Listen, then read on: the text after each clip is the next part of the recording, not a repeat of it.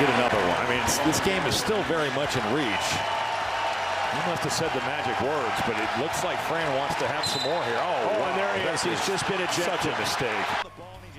And that was the last time we'll see Fran McCaffery on the court with the Iowa Hawkeyes. Iowa let go of McCaffery this afternoon. He is the winningest coach in Iowa history with 297 wins. But in those 15 years as head coach, he's never led Iowa to a Sweet 16. And this season, Iowa finished 12th in the Big Ten. We're bringing in John Sears to talk about this big shakeup. Yeah, big news out of Iowa City, but not necessarily a big surprise. Not really. This is something that's been brewing for a long time. I think it was one of those things, unless something drastic was going to change this year with the Iowa program, we were going to see a change. And it mainly has to do with that fan apathy. Sure. The sold tickets, I believe, was right around 8,000 to 9,000 per game. But when you're talking about butts in the seats, how many fans are going, it was less than 5,000 per game. And that arena, Carver Hawkeye Arena, holds 15,000. So when you're talking about a Big Ten program that holds 15,000 seats and you're getting less than 5,000 fans, that's unsustainable as a Big Ten program as you keep moving forward. So that is the main reason that they made this move. Fran McCaffery had some good years. He made the NCAA tournament 7 times. This is not a Todd Licklider situation where it was a disaster from the jump. McCaffery did a lot of good things, but in the end, he really failed to connect with fans, really failed to connect with some donors, even when losing started happening. Money stopped coming in. I believe Iowa was one of the lowest financial institutions when it comes to NIL, as far as what they're to pay out to players and athletes. And that's strictly, a lot of that comes from donors. That comes from donors. And when donors don't believe in the program, they don't believe in the product, they're not going to donate. That's huge, yeah. They're not going to get the money. And that's basically what happened here. Iowa has had a lot of good players. They had a fun team to root for the past couple of years. Lots of great guys and players. But college basketball, college sports are a business.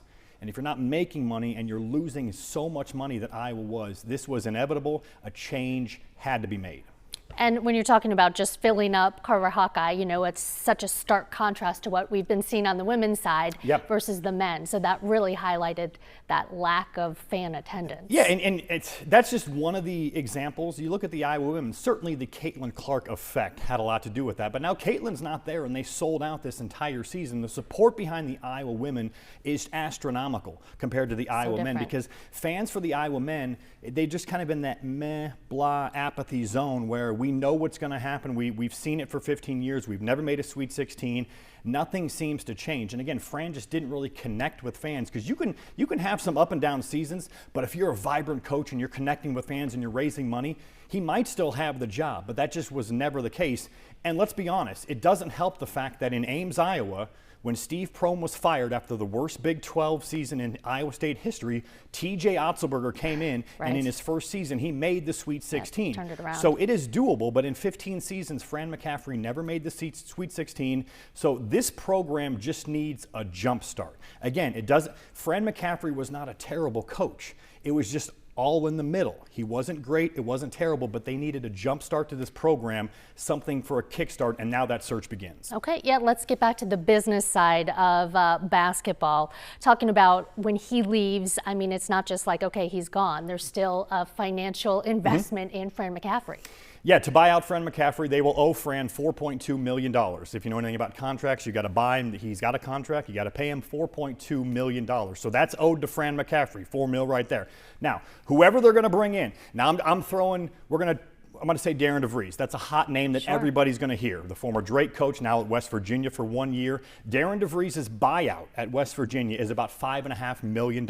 Iowa would owe West Virginia $5.5 million if they were able to bring DeVries from West Virginia to Iowa. So $4.5 million from Fran, $5.5 million to West Virginia. There's $10 million right there that Iowa is funneling into the men's basketball program to bring in a new head coach. Oh, and then by the way, you have to sign the coach to a new deal, which will probably be around $4 million per season. So this is not just some little, hey, a couple $1 million here and there. Now, if they go for a lower level coach, an MVC coach, you'll hear Ben McCullum's name at Drake brought up a lot. He does not make near as much as Darren DeVries at Drake, so his buyout would be much less than Darren DeVries. But Iowa is going to have to spend money, but I do think money is there.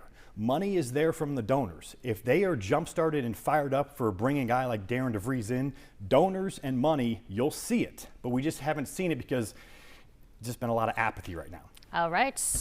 John Sears with the latest news out of Iowa City and what comes next. It's going to be busy, yeah. In the next week or two, Beth Getz will be. You got to make the jump start quick. Got to start making calls, and make this happen. So could happen pretty soon. Strike while the iron's hot. Yep. All right, thanks a lot, John.